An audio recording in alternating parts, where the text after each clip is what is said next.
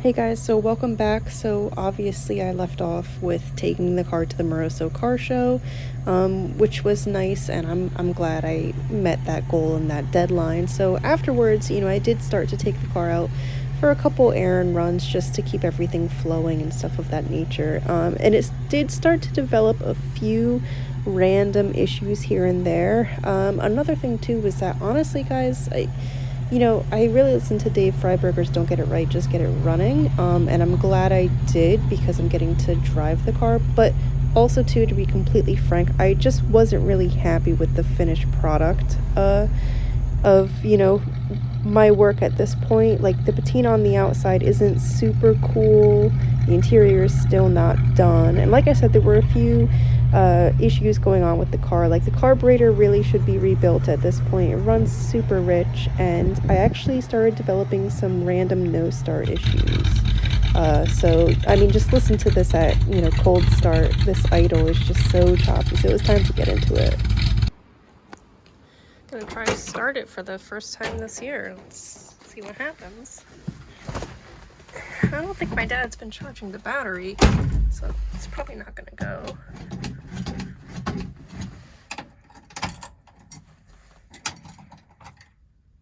Yep, there's my problem.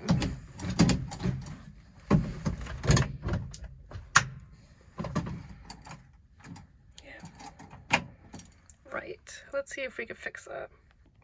Okay, so I just swapped over the Motorcraft starter solenoid, which is like brand new with less than 10 miles on it. That's my second or third one, by the way, to a Napa Echelon one. Oh, I don't know if that's upside down. I didn't take a look at that before, but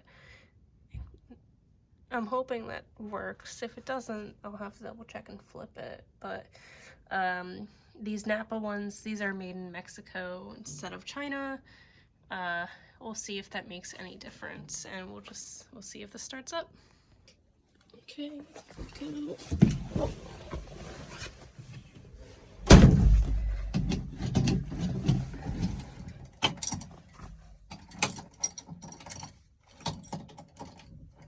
Huh.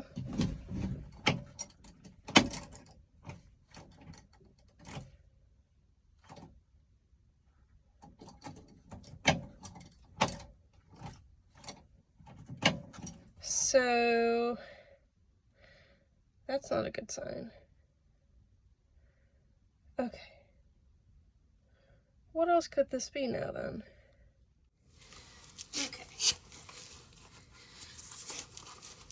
here we go. Let's see what kind of shrapnel comes out of this engine. So just for context, guys, I did put a few starter solenoids in this car. I almost blew up my starter with the last one. I was really frustrated, so at this point, I just took a break from trying to do that, and I did an oil change instead. Oh, finally. One that's not crazy over-torqued. See some coolant. I think I see some greenish coolant type residue on some of these oil pan bolts. So really, curious to see what's going on. Honestly, I don't look at this undercarriage a whole lot because I sort of always knew I would be carrying this apart. So like, even if there's some bad news here, sort of not gonna be the saddest person.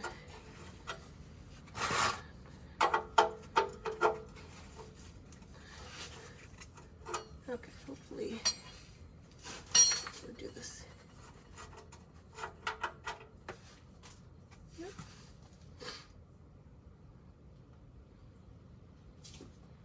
Well, that's very black. Yeah, pretty gassy smelling. That's not surprising.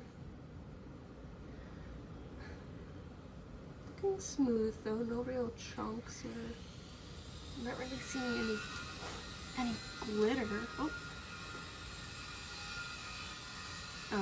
I cleaned this pan out just a little bit. It was really dusty from all the body work I've been doing in here. And I cleaned it because I want to inspect all of this oil just to kind of get a baseline as to what's going on here, if anything. Maybe nothing is really going on, which would be nice. And yeah, just to get an overall idea for what this engine's condition is like internally.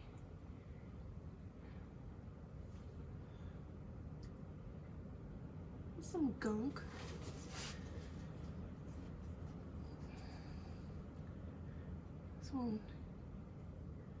Someone used some type of cheapo, I think fibrous looking washer with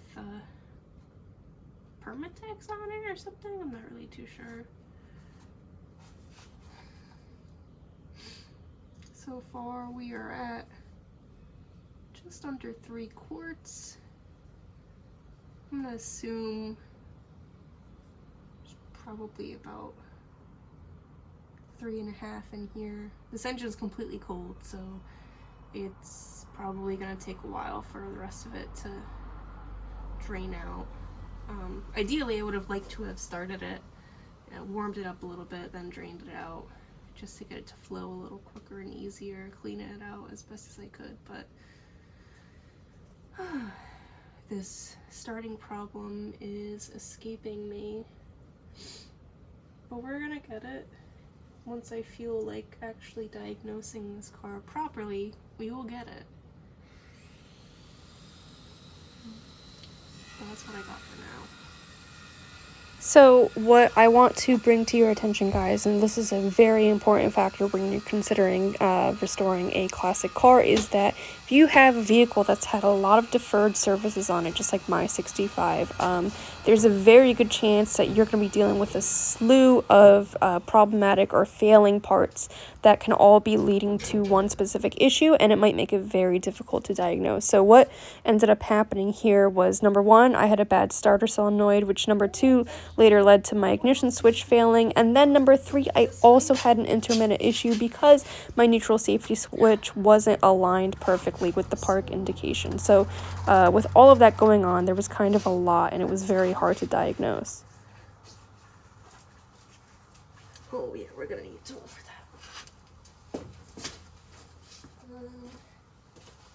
I used some new filter as my size reference. Like, I hate to say that sometimes you just have to throw parts and money at projects, but the honest reality in my experience is that, yeah, if you have something that is genuinely enough of a project, you're gonna need to do, like, for example, if you need to do a water pump, you might be better off just redoing the entire cooling system on a vintage project. Honest truth. A great example of this is my buddy with his Falcon. He redid the entire brake system on his car, right? And he decided to cheap out, and he reused the shoes off of, that were on the car previously, all right? So the problem was that they were contaminated with brake fluid and gear oil, and anyone who knows that will seep into the fibrous material on the shoes, all right? That took him months of diagnostics for saving himself about $15. I'm just telling you, guys, it's not worth being penny wise, dollar foolish here. I mean, it's just your time is worth something. Keep that in mind when it comes to this stuff. So like I was mentioning before, the front timing cover was definitely a little bit leaky. That's where that coolant leak was coming in from. Everything was just kind of seeping. The nice thing was that, surprisingly, aside from the transmission pan, this car wasn't really leaking or leaving any type of oil stains in the garage, which I was really surprised about. Because look at how sweaty, the underside. Look at that oil pan. It's kind of disgusting. But honestly, wasn't as bad as I was expecting it to be. Well, this is quite heavy. Not that much in there. So I know that a lot of people are kind of indifferent with stuff like this, and as long as, their car runs and it starts up, they really don't care about stuff like this. To me, you know, I'm a lot more detail oriented. The more detail you kind of absorb and you know, admire on the car, the more likely you are to be able to put, you know, two and two together and develop the story of how it came to be and what it is. So, and this is kind of, you know, in realization, this is really a lot more of the pace I like to go at. I like to kind of take my time and, you know, pace myself and just, you know, look at everything, you know, and digest it all in a timely manner. I don't really like to rush stuff. So it was finally time to start working on this car in a way where I could start enjoying it and, you know, getting this stuff done the way I wanted to. Really not seeing any glitter or anything. I'm pretty surprised. I'm pretty surprised in that way.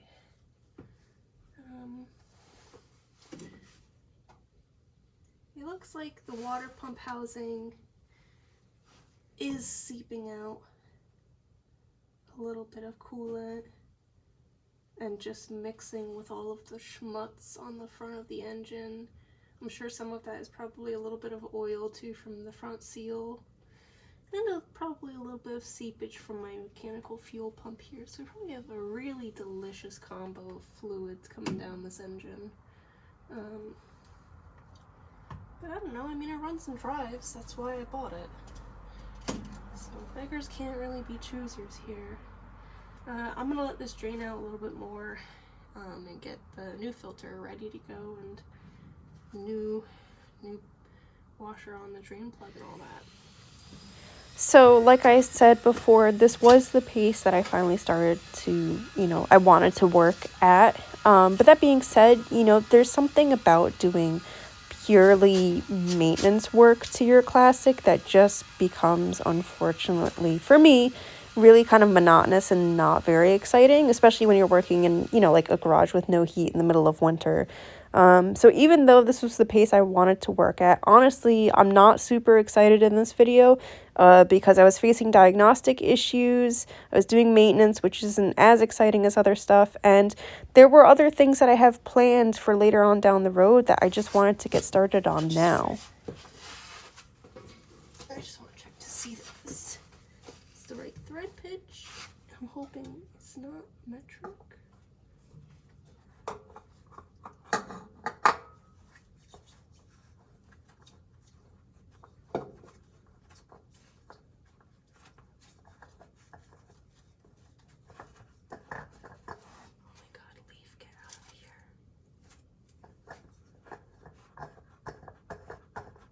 Okay. Alright, this seems good.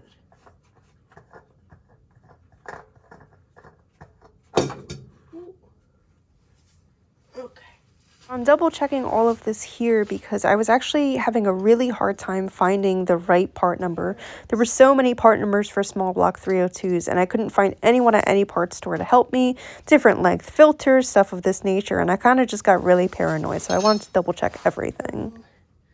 What I like to do personally is I love using these drip trays that are exposed because you can see what's going on, and when it's time to do your new filter, you just dunk this in here like a donut in your coffee and just let the oil like run down all the parts of your little seal here.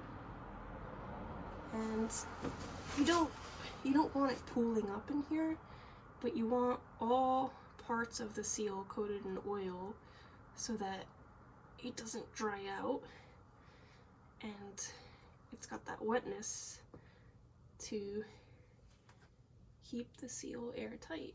And then what you're gonna do is just spin it around. Spin it around carefully in here just to get all of the metal in this flange lubricated as well.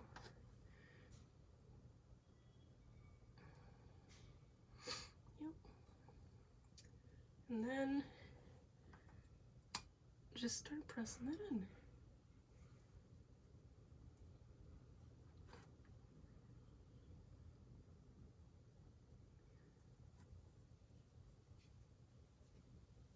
Beautiful. All right, we've got a rag to clean off some of that gunk and we'll start putting this stuff back together. So I know I'm probably going to get asked this, what is my go-to oil for classics? I have two choices that I normally go with. I actually totally forget which one I chose for the Mustang. I think it was Rotella, but usually I recommend VR1 or Rotella. I like Rotella because it's easier to find in stores without an insane markup. And it still has the higher zinc content. Yes, it's made technically for diesels, but the higher zinc content is also good for older engines like these.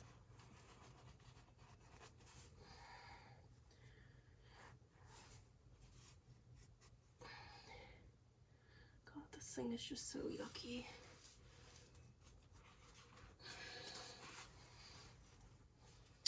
So I don't know which owner installed this engine.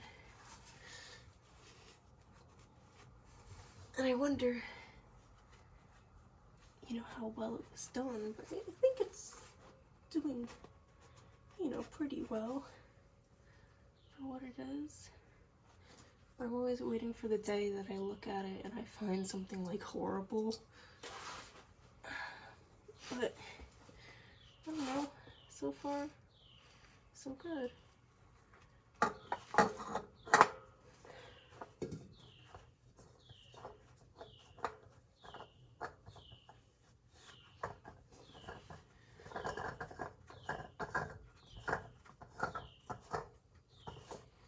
You know, I see the original red oxide primer on a lot of the undercarriage over here, which in my opinion is really cool. Alright, I want to snug this on pretty tight just because this last guy was on pretty tight and I don't want any more oil leaks than I already got.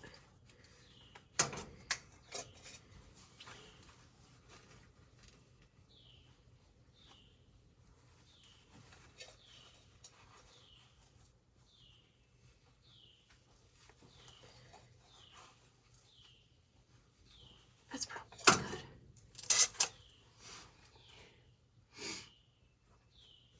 I'm gonna Sharpie that too with the date and the mileage. The mileage doesn't matter though because I don't think the odometer works currently. But whatever, I'll mark it. I always recommend dating and putting the weight of the oil, the capacity, and the brand of oil on it because you just never know what's going to happen. You don't know necessarily if you're always going to be the one to do the next oil change or how much oil you got to put in and out. I mean, these are just useful things to help make it easier for anyone, whether it's you or someone else the next time you do it. So that's generally my rule of thumb.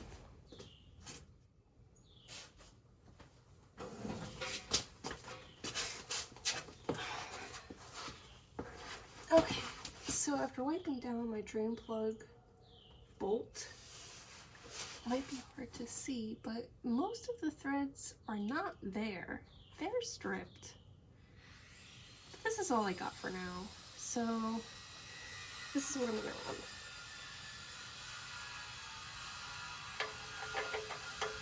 And I put a copper washer on there as my new sealer. That feels like that's going in the wrong way too, which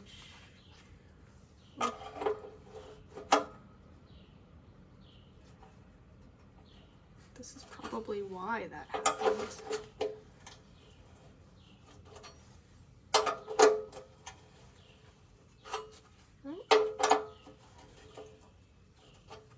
I think we got the threads that are there.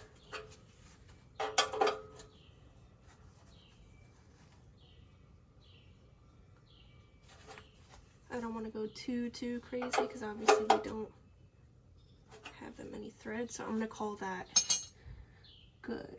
And I see the copper does look like it's crushing slightly, so I'm going to call that good enough. If it weeps a little bit, that's fine.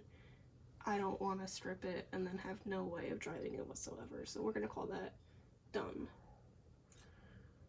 Okay, now time to fill it.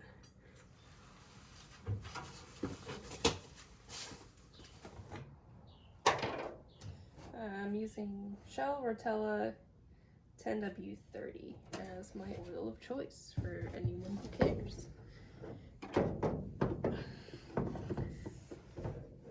Oh god, I'm gonna spill it definitely. I know I'm gonna get a question on what oil weight I like to recommend, and honestly, there's so many variables out there, like where you live and the temperatures that your engine, is seeing, and your oil pressure levels, all types of stuff of that nature, your compression, and just how tired the overall engine is. It's really hard to say, but my go-to for where I live and the temperatures and the driving style I generally see from classics, I usually go with a 10W30 traditionally, but everything adheres to different weights slightly different, so you might need to play around with trying different weights and see what your engine likes. Or if it's relatively stock, just go by what the manufacturer recommends. That's good too.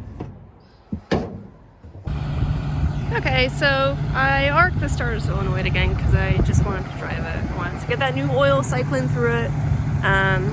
And I don't know, it's been like probably a month and a half, maybe 2 months since I've started it. It's, car show season's almost upon us, and I want to keep it running, I want to keep it flowing.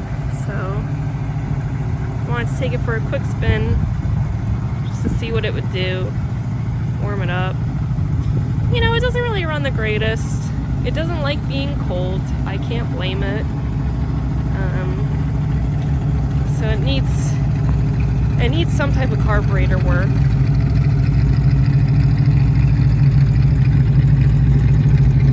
Runs pretty rich, but still driver.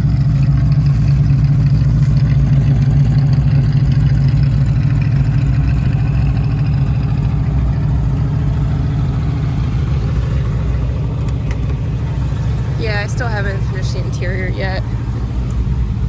I don't want to hear it.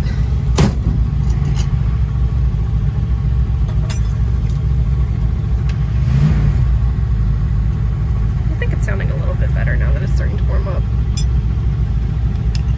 I can't remember if I mentioned this, but the steering wheel is my dad's steering wheel from his 65 Fastback that he had way back in the day. So really sentimental steering wheel to me. I kind of love it.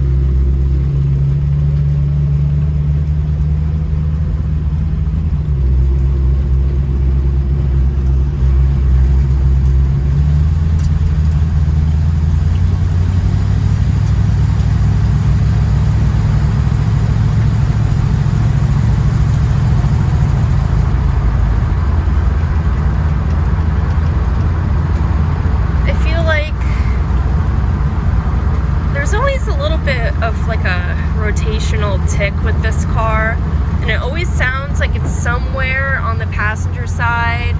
I don't know if it's maybe an exhaust tick every once in a while. It's really not that loud, and it's not that bad sounding. I don't know if it's maybe something caught on the drive shaft, that or if it's maybe lifters on the passenger side. It's really not that noisy, and I mostly hear it when I'm driving it and I'm in the cabin. I don't hear it in the engine bay, and I don't hear it when it's not under load. So I'm kind of just getting an idea for these noises as I drive this car. I do get a sense for that with my job, but since I'm not a tech, I'm not doing that much diagnosing that often, and I'm not seeing like the before and after. Like I might drive a car once one way, and then a month and a half goes by since we service it, and we do so much service to it that I'm never going to hear that noise again.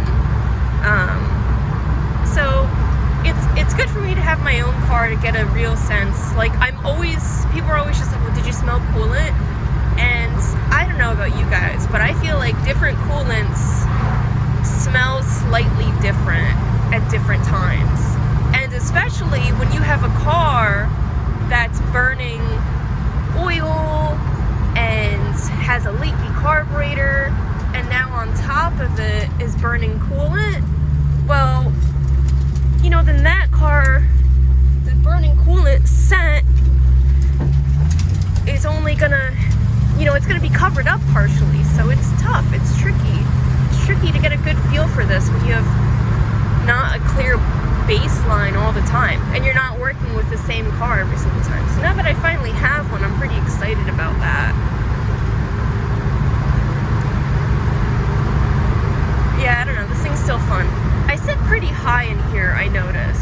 I drive other Mustangs, and I don't know if it's my windshield and just some flaws in my windshield, but I feel like I get a headache sometimes when I drive this. Like, I feel like I'm looking at it with like a prescription, and I just feel like I'm really close to the glass in here. But like, this is how close I gotta sit to reach the pedals comfortably, and I gotta put down the brake pedal really, you know, like I gotta give it my all because I don't have power brakes and I have all 4 drums. So like, to go on the brakes, like I gotta have all the leg muscle I can get, and I don't have a lot, so I gotta sit pretty close. And I kind of don't like that. I sit really high. Like, this is where my eyes are, and I'm like, I feel like I'm almost touching the headliner, but that's okay for now. At some point, I'd like to find a way to see if I could lower the seat tracks so I could sit as far forward as I can without feeling like I'm in the fucking windshield.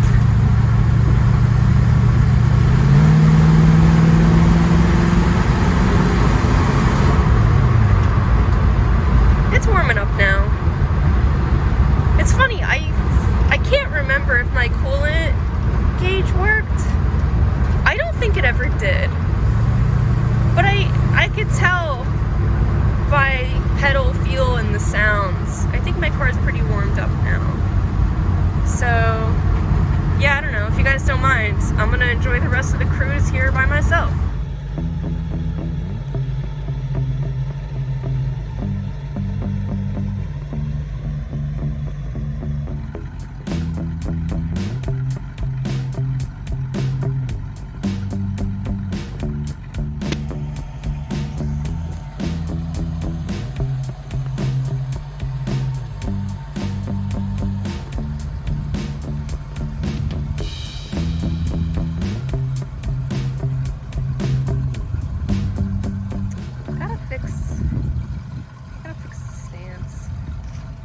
Sagging a lot in the rear. It's kind of lifted in the front. I feel like that looks kind of weird on these cars. I feel like these cars aren't very gasser oriented, and I feel like it's kind of giving me a gasser look right now. We'll see. We're getting there. One day at a time.